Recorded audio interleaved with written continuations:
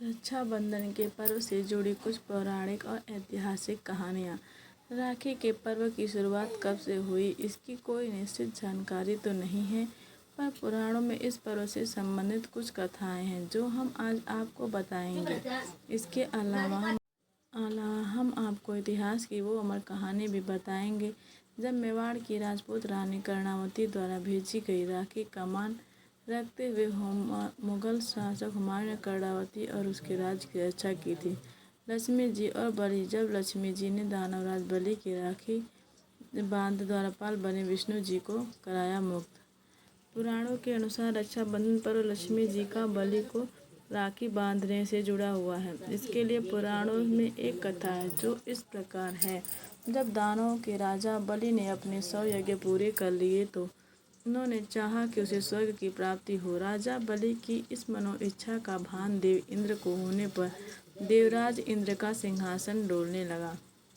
जब देवराज इंद्र को कोई उपाय नहीं सूझा तो वो घबरा कर भगवान विष्णु की शरण में गए और बलि की मनसा बताई तथा उन्हें इस समस्या का निदान करने को कहा। देवराज इंद्र की बात सुनकर भगवान विष्णु वामन अवतार ले ब्राह्मण वेश धर कर राजा बलि के यहाँ भिक्षा मांगने पहुँच गए, क्योंकि राजा बलि अपने दिए गए वचन को हर हाल में पूरा करते थे। जब राजा बलि ने ब्राह्मण बने श्री विष्णु से कुछ मांगने को कहा तो उन्होंने भिक्षा में 3 पग भूमि मांग ली। राजा बलि ने उन्हें 3 पग भूमि दान में देते हुए कहा कि आप अपने 3 पग नाप लें। वामन रूप में भगवान ने एक पग में स्वर्ग और दूसरे पग में पृथ्वी को नाप लिया। अभी तीसरा पैर रखना शेष था। बलि के सामने संकट उत्पन्न हो गया। आखिरकार उसने अपना सिर भगवान के आगे कर दिया और कहा, तीसरा पग आप मेरे सिर पर रख दीजिए। वामन भगवान ने ठीक वैसा ही किया। श्री विष्णु के पैर रखते ही राजा बलि पाताल लोक पहुंच गए। बलि के द्वारा वचन का पालन करने पर भगवान विष्णु अत्यंत खुश हुए। उन्होंने आग्रह किया कि राजा बलि उनसे कुछ मांग ले। इसके बदले में बलि ने रात दिन भगवान को अपने सामने रहने का वचन मांग लिया। श्री विष्णु को अपना वचन का पालन करते हुए राजा बलि का द्वारपाल बनना पड़ा। जब यह बात लक्ष्मी जी को पता चली तो उन्होंने नारद जी को बुलाया और इस समस्या का समाधान पूछा। नारद जी ने उन्हें उपाय बताया कि आप राजा बलि को राखी बांधकर उन्हें अपना भाई बना लें और उपहार में अपने पति भगवान विष्णु को मांग लें। लक्ष्मी जी ने ऐसा ही किया। उन्होंने राजा बलि को राखी बांधकर अपना भाई बनाया और जब राजा बलि ने उनसे उपहार मांगने को कहा तो उन्होंने अपने पति विष्णु को उपहार में मांग लिया। जिस दिन लक्ष्मी जी ने राजा बलि को राखी बांधी उस दिन श्रावण पूर्णिमा थी।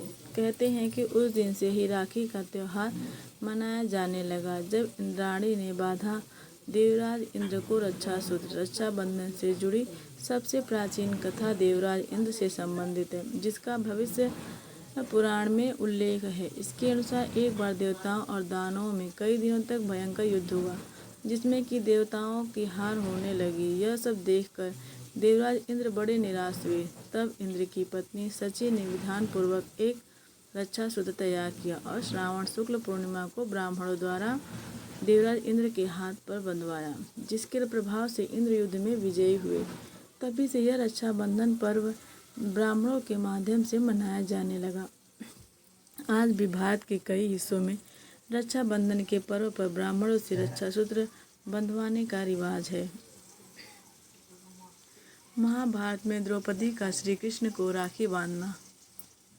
रक्षाबंधन से जुड़ा एक प्रसंग महाभारत में भी आता है। महाभारत में कृष्ण ने शिशुपाल का वध अपने चक्र से किया था। शिशुपाल का सिर काटने के बाद जब चक्र वापस कृष्ण के पास आया तो उसमें कृष्ण की उंगली कट गई। भगवान कृष्ण की उंगली से रक्त बहने लगा। यह देखकर द्रौपदी ने अपनी साड़ी का किनारा फाड़कर कृष्ण की उंगली में बांधा था, जिसको लेकर कृष्ण ने उसकी रक्षा करने का वचन दिया था। इसी ऋण को चुकाने के लिए दुशासन द्वारा चीरहरण करते समय कृष्ण ने द्रौपदी की लाज रखी।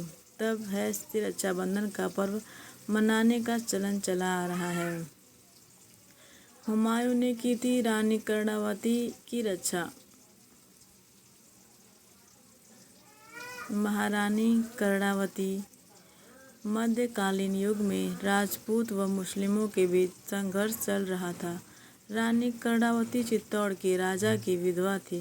रानी कर्णावती को जब बहादुर शाह द्वारा मेवाड़ पर हमला करने की पूर्व सूचना मिली तो वह घबरा गई।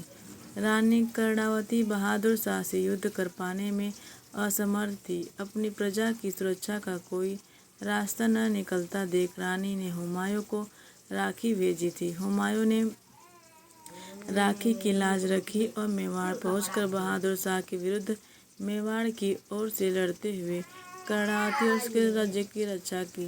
दरअसल हुमायूं उस समय बंगाल पर चढ़ाई करने जा रहा था, लेकिन रानी के और मेवाड़ की रक्षा के लिए अपने अभियान को बीच में ही छोड़ दिया।